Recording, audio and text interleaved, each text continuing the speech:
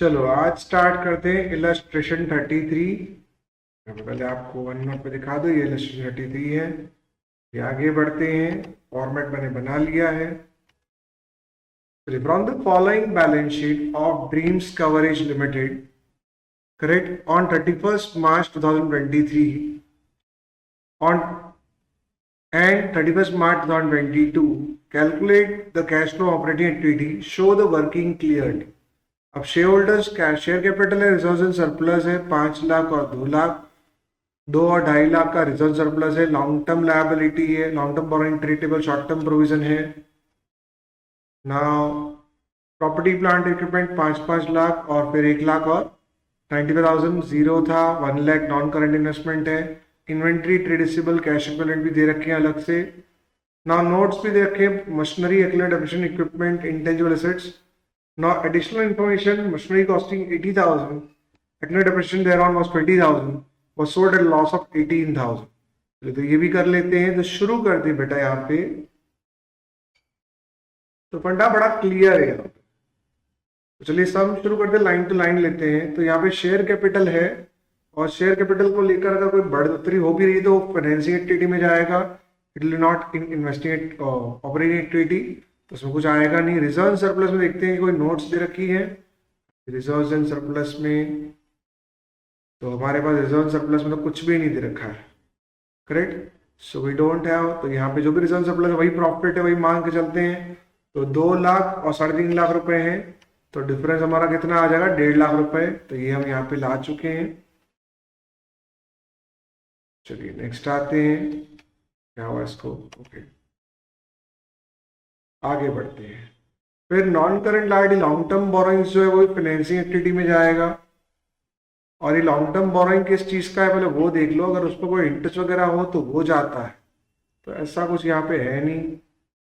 चलो तो long term borrowings भी कंप्लीट हो गया, करेक्ट। लॉन्ग टर्म बोरोइंग्स पे, लॉन्ग टर्म बोरोइंग्स किस चीज की है या इंटरेस्ट उस पर कोई बोला हुआ है तो हम वो दे देंगे, तो ऐसा कुछ बोला नहीं है। चलो सिंपल सा फंडा है, ये भी नहीं आएगा। अब ट्रेड पेबल्स यहाँ पे बात करेंगे तो 1,05,000 से 1,22,000 हुआ, तो 17,000 रुपए के ट्रेड पेबल। लायबिलिटी बड़ी है, तो लायबिलिटी बड़ी है तो हम क्या करेंगे, 17,000 रुपए की। कैश भी बढ़ेगी तो प्लस कर देंगे ट्रेड पेबल्स।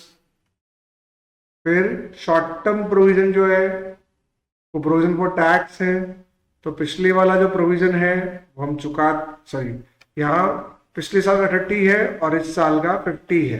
कोई और चीज बोली है इसमें टैक्स को लेकर, भैया कुछ नहीं बोला है। तो चलो टैक्स वाला तो बहुत सिंपल है, यहाँ पे एक ही काम करना है कि जो आपने टैक्स पिछले साल का है वो हमने पे कर दिया होगा 30,000 रुपीज, और जो इस साल का 30,000 है हमने प्रोविजन की होगी, तो ये हमने प्रोविजन फॉर टैक्स में एड बैक कर लिया 50,000 और टैक्स पेड कर लिया 30,000। Any doubts? No doubts. आगे बढ़ते हैं, 2 लाइन बाद आंसर जाओ। हाँ जी आगे बढ़ते हैं। नेक्स्ट, नाउ ये पॉइंट क्लियर हो गया, उसके बाद आगे बढ़ते हैं।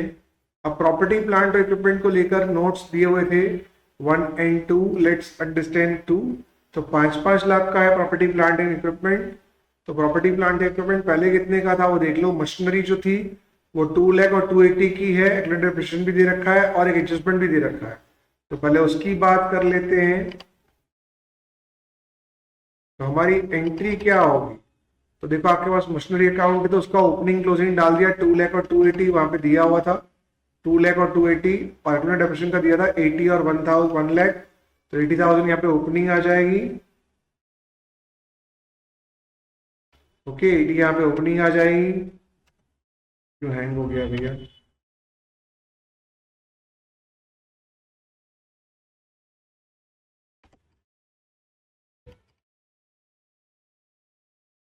तो पहले इसको बंद कर दो। हाँ चलिए, तो यहाँ पे क्या होगा, हैंग हो जाए। ओके यहाँ पे हमने यहाँ पे एंट्री करनी है, तो एंट्री कैसे आएगी वो भी देख लेते हैं। ओपनिंग क्लोजिंग तो आ गई, अब एंट्री कैसे आएगी वो भी देख लेते हैं। तो देखो भैया इसमें क्या बोला है सब में कि एडिशनल इन्फॉर्मेशन, मशीनरी कॉस्टिंग ₹80,000। तो मशीनरी कितने की गई, भैया 80,000 की मशीनरी गई। ओके, अब सामने उस पर प्रोविजन पार्टिसिपेशन कितने का था?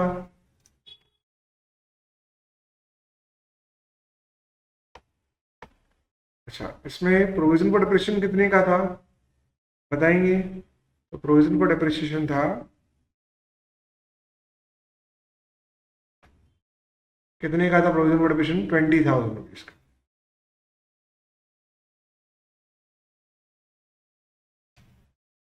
फिर उसके बाद क्या बोला है? लॉस हमने खाया है तो लॉस भी डाल दो, तो लॉस भी डेबिट होगा। कितने का? 18,000 का। तो अब बैंक से कितने आएंगे?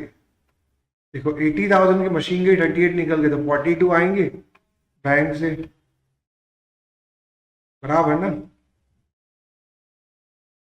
तो ये आपकी एंट्री बन गई। तो बैंक से हमें आएंगे 42,000 रुपीज। तो बैंक से 42 आए, तब ये इन्वेस्टिंग में जाएगा, पर हम तो ऑपरेटिंग एक्टिविटी कर रहे हैं तो बैंक वाला तो वहां पे जाएगा नहीं।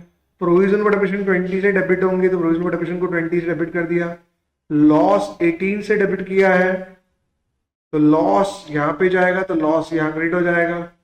तो लॉस को हमें उसके अंदर भी डालना होगा। लॉस, ये इन्वेंट्री क्यों आ रहा है भैया 75,000 का? हमें लॉस भी डालना है।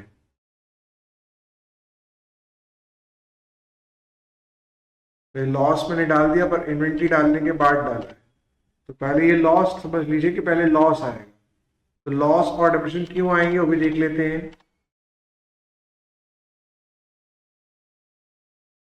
यहाँ पे लॉस जाएगा उसके अंदर, ऑपरेटिंग एक्टिविटी के अंदर, और मशीन में ये तीनों क्रेडिट हो जाएंगे।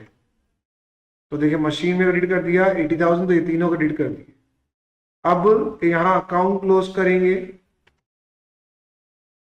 तो पहले 360 का अकाउंट क्लोज किया, जो बैलेंस आया 160 का, तो मशीन टू बैंक को बैंक मशीन में डेबिट किया, बैंक में क्रेडिट होना है, फिर वो तो इन्वेस्टिंग एक्टिविटी में जाएगा, तो वो तो डालना है नहीं। अब डेप्रिसिएशन क्लोज करेंगे, तो 120 ये है, तो 120 से 80, तो यहाँ 40 का ये आ जाएगा। तो ये डैप और ये लॉस ये ऑपरेटिंग में जाएंगे, तो ये मुझे वहां जाके डालने हैं। तो मैंने डैप और लॉस, तो मैंने डैप और लॉस दोनों डाल दिए। अब बाद में ये चीज आती है, तो मैंने डैप और लॉस डाल दिया, इसको भी इग्नोर करो, तो ये हमारा आ गया। आगे बढ़ते हैं।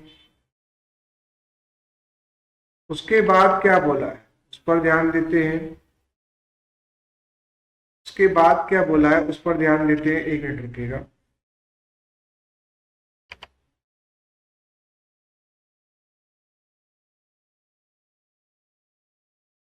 यहां तक हमने कर लिया था।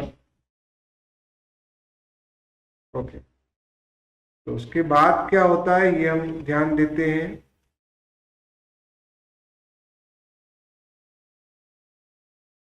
उसका इक्विपमेंट्स है हमारे पास, वो तो इन्वेस्टिंग एक्टिविटी में जाएंगे, वो भी जाने दीजिए। उसके बाद क्या होगा, इनटेंजिबल एसेट्स दिए हुए हैं। तो इनटेंजिबल एसेट्स हमारे पास 5,000 का राइट ऑफ होगा, तो वो भी नॉन कैश एक्सपेंस है, तो नॉन कैश एक्सपेंस यहाँ पे एड बैक होगा, वो भी डाल दिया। चलिए नेक्स्ट। उसके बाद क्या बोला है? उसके बाद तो कुछ बोला ही नहीं है। तो हमारे पास अब आगे आते हैं नॉन करेंट इन्वेस्टमेंट का, वो भी इन्वेस्टिंग में जाएगा। अब इन्वेंट्री कितने की बढ़ी? तो इन्वेंट्री बढ़ी 75 की, और ट्रेड रिसीवेबल्स बढ़े 67 के। तो ये दोनों मैंने यहाँ पे पहले से ही डाल दिए हैं, हालांकि ये मुझे बाद में डालने चाहिए, लेकिन हम डाल दिए हैं। तो इन्वेंट्री बढ़ी, सैनिटरी से बढ़ा, तो उतना कैश बैलेंस कम होगा। उसके बाद क्या करेंगे, कैश एंड कैश इक्विवेलेंट दिया हुआ है, तो अब कुछ बचा ही नहीं सब में। तो चलिए हम इसका टोटल कर लें, तो इसका टोटल आएगा 2 लाख, फिर इसका टोटल आएगा 58 और 63, फिर इन दोनों का टोटल करेंगे 2,63,000, तो ये हमारा हो जाएगा operating profit before working capital changes. उसमें 17 ये एड बैक होंगे, तो 280 आ जाएगा, और इन दोनों को प्लस करेंगे, टोटल आएगा 142। 280 माइनस 142 आपका आंसर आएगा 138। कैश जनरेटेड ऑपरेशन 130 में 30 निकाल दो, 1,08,000 आपका cash flow from operating activities आ जाएगा। चलिए नेक्स्ट आते हैं, ये भी हमारा हो चुका है। इलस्ट्रेशन 34, ये बढ़ते हैं इलस्ट्रेशन 34 की ओर।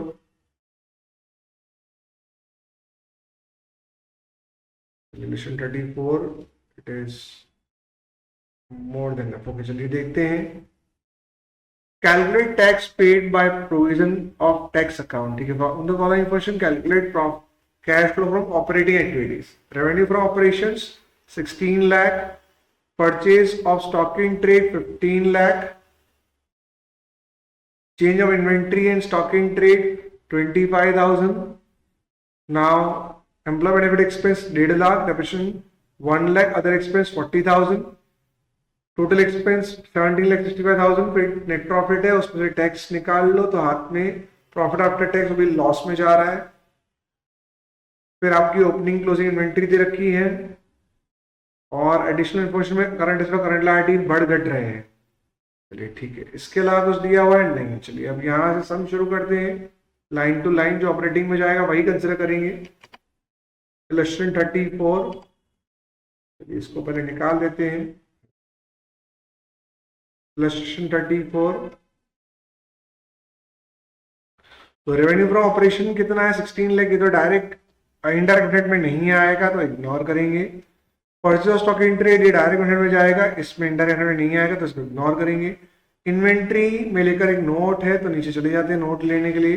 तो ओपनिंग माइनस क्लोजिंग, तो क्लोजिंग ज्यादा है ओपनिंग से, पैसेट बढ़ी तो कैश घटेगी। 25,000 हम लोग कैश का निकाल लेंगे। तो देखिए कैश का हमने निकाल लिया।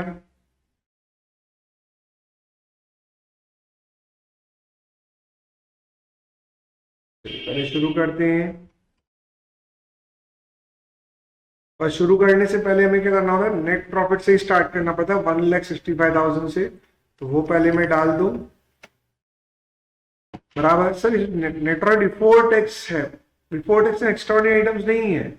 वो इसलिए नहीं बिकॉज जो 165 है उसका रिजर्व, डिविडेंड और प्रोविजन फॉर टैक्स इसके अंदर है ही नहीं अलग से दिया हुआ।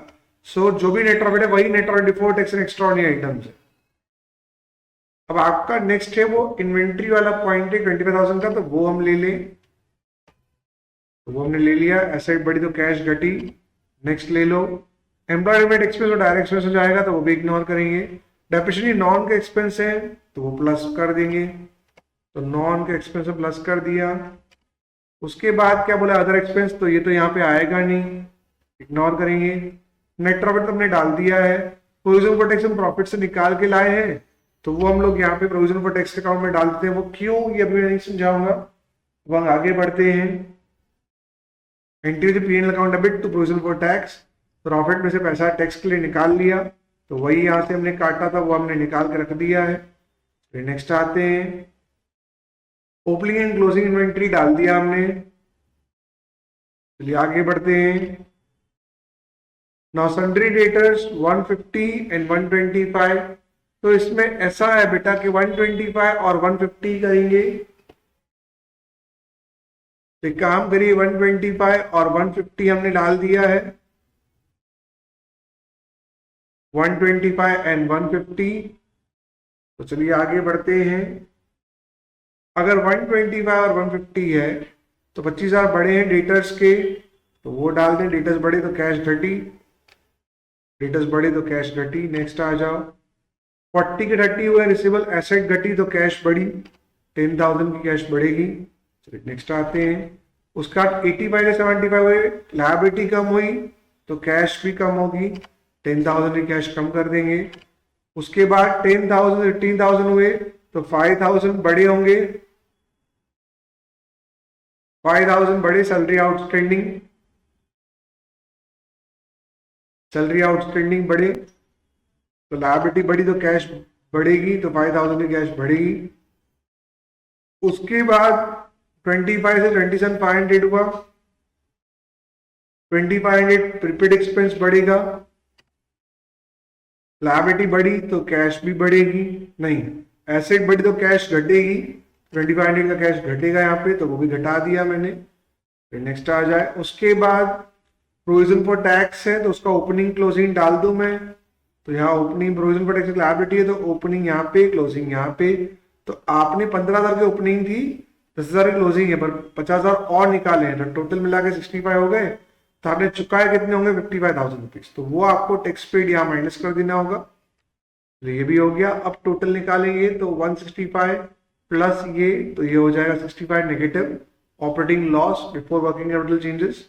उसके बाद यहाँ आएगा 15 टोटल, तो ये हो जाएगा हमारा 50,000। फिर यहाँ पे आ जाएगा 50, सब लॉस ही है यहाँ पे, तो 62.8 का लॉस हुआ। तो 65 का लॉस है प्लस 15 का प्रॉफिट प्लस 62.8 का लॉस, टोटल हो जाएगा 1,12,000 का लॉस, प्लस लॉस और बढ़ा तो आपका 167 का लॉस हो जाएगा। It was cash use in operating activities 167 आएगा। नेक्स्ट आ जाए 35 सम, चलिए वो हम अलग कर देते हैं।